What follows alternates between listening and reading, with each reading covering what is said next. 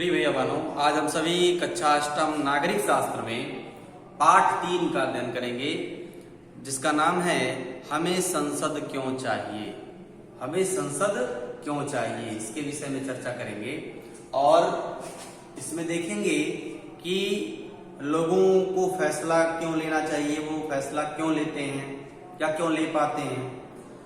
सबसे पहले हम भारतीयों को इस बात का गर्व होना चाहिए कि हम एक लोकतांत्रिक देश में रहते हैं, एक लोकतांत्रिक व्यवस्था का हिस्सा है।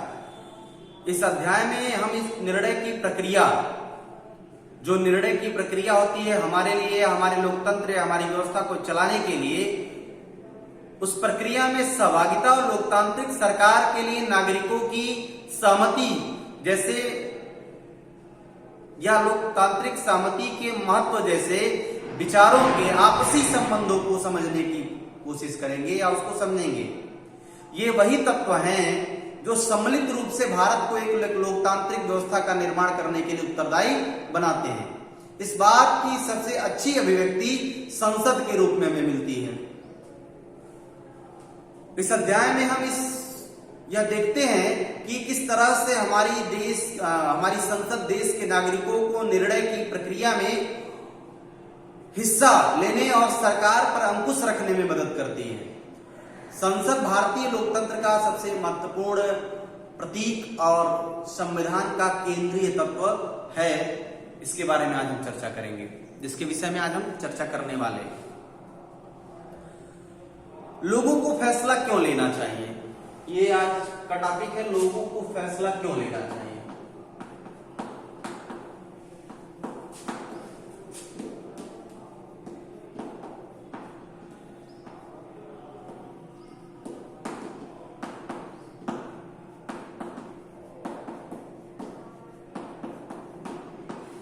लोगों को फैसला क्यों लेना चाहिए, इसके विषय में हम देखेंगे कि आप जानते हैं कि 15 अगस्त 1947 को भारत देश आजाद हुआ।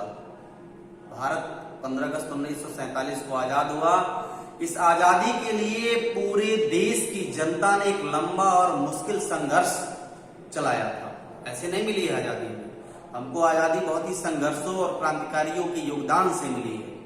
इस संघर्ष में समाज के बहुत सारे तबके की हिस्सेदारी थी। बिना उनकी हिस्सेदारी से यह बिना पूरी जनता की हिस्सेदारी के संभव नहीं था। तरह तरह की पृष्ठभूमि के लोगों ने इसमें भाग लिया। वे स्वतंत्रता, समानता का निर्णय प्रक्रिया में हिस्सा के विचारों से प्रेरित थे। औपनिवेशिक शासन के तहत लोग ब्रिटिश सरकार से भयभीत रहते थे। वे सरकार के बहुत सारे फैसलों से असहमत भी थे, लेकिन अगर वे इन फैसलों की आलोचना करते तो उन्हें भी भारी खतरों का सामना करना पड़ता। स्वतंत्रता आंदोलन ने यह स्थिति बदल डाली। स्वतंत्रता आंदोलन ने यह स्थिति बदल डाली। राष्ट्रवादी खुलेआम ब्रिटिश सरकार की आलोचना करने लगे और अपनी मांगे पेश करने लगे।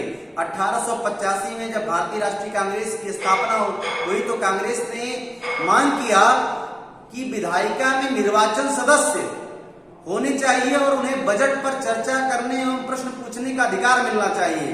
1909 में बने गवर्नमेंट ऑफ इंडिया एक्ट में, गवर्नमेंट ऑफ इंडिया का एक एक्ट बना 1909 में।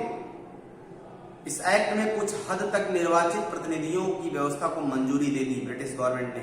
हालांकि ब्रिटिश सरकार के अंतर्गत बनाई गई ये शुरुआती विधायिका राष्ट्रवादियों के बढ़ते जा रहे दबाव के कारण ही बनी थी। उनके दबाव के कारण ही बनी थी, ऐसा नहीं था कि बिना उनके दबाव के बनी थी। लेकिन इसमें भी सभी वयस्कों को न तो वोट डालने का अधिकार था दिया गया और न ही आम लोग इस निर्णय की प्रक्रिया में हिस्सा ले सकते थे। जैसा कि आपने पहले अध्याय में पढ़ा था कि औपनिवेशिक शासन के अनुभव और स्वतंत्रता संघर्ष में तरह तरह के लोगों की हिस्सेदारी के आधार पर राष्ट्रवादियों को विश्वास हो गया कि स्वतंत्र भारत में सभी लोग अपने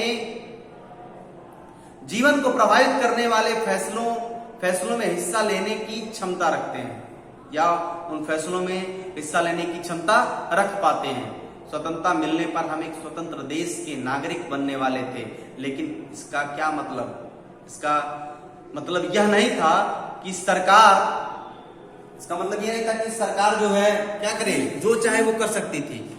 सरकार जो भी चाहे वो नहीं कर सकती थी। इसका मतलब यह था कि अब सरकार को लोगों की जरूरतों और मांगों के प्रति संवेदनशीलता या संवेदनशील रहना होगा। लोगों की जरूरतों के प्रति संवेदनशील का मतलब कि यदि हम इस प्रक्रिया में हिस्सा ले रहे हैं भारत के सभी लोग, तो उसका फैसला लेने का अधिकार पूरे भारतवासियों को मिलना चाहिए। कोई एक व्यक्ति उसके अधिकार को छीन नहीं सकता है, कोई एक सरकार उस अधिकार को छीन नहीं सकती है। इस प्रकार क्या हुआ कि लोगों की जरूरतों और मांगों के प्रति सरकार को संवेदनशील रहना पड़ा। संवेदनशील यदि नहीं होते तो ऐसा अधिकार या ऐसी व्यवस्था तब नहीं हो पाती। संघर्ष के सपनों और आकांक्षाओं ने स्वतंत्र भारत के संविधान में ठोस रूप ग्रहण किया। उसके संविधान ने ठोस रूप ग्रहण किया। इस संविधान ने सार्वभौमिक वयस्क मताधिकार के सिद्धांत को अपनाया। सार्वभौमिक यानी सभी को वयस्क मताधिकार। यदि आप 18 वर्ष के हैं तो आपको अपना वोट देने का अधिकार इस संविधान ने ग्रहण किया कि आपको अधिकार दिया जा रहा है कि आप वोट की प्रक्रिया में हिस्सा ले रहे हैं यदि आप वयस्क हैं तो। सार्वभौमिक वयस्क मताधिकार यानी देश के सभी नागरिक वोट दे सकते हैं और वह जो वयस्क हो, 18 वर्ष की आयु को पूरी कर चुके हों। लोग और उसके प्रतिनिधि यानी इसका अर्थ यह हुआ सहमति का विचार लोकतंत्र का प्रस्थान बिंदु होता है। सहमति का विचार लोकतंत्र का प्रस्थान बिंदु, यानी यदि आपसी सहमति बनती है तभी वहां से चलना प्रारंभ करते हैं। सहमति का मतलब चाहे वह स्वीकृति और लोगों की हिस्सेदारी दोनों से इसका संबंध है। सहमति का मतलब कि वो कोई भी यदि कोई प्रस्ताव लाता है तो उसमें अपनी सहमति जता करके उसकी स्वीकृति देते हैं कि आप ये काम करिए, और नहीं तो उसमें भी अपने फैसले को जोड़ करके उस कार्य को क्रियान्वित करते हैं। लोगों का निर्णय लोगों का निर्णय ही लोकतांत्रिक सरकार का गठन करता है और उसके कामकाज के बारे में फैसला देता है। इस तरह के लोकतंत्र के पीछे मूल सोच यह होती है कि व्यक्ति या नागरिक की सबसे महत्वपूर्ण और सैद्धांतिक स्तर पर सरकार एवं अन्य सार्वजनिक संस्थानों में इन नागरिकों की आस्था बनी रहे, यह आस्था होनी चाहिए। व्यक्ति और सरकार को अपनी मंजूरी कैसे देना है इस पर भी हम चर्चा करेंगे, लेकिन अगले वीडियो में। धन्यवाद।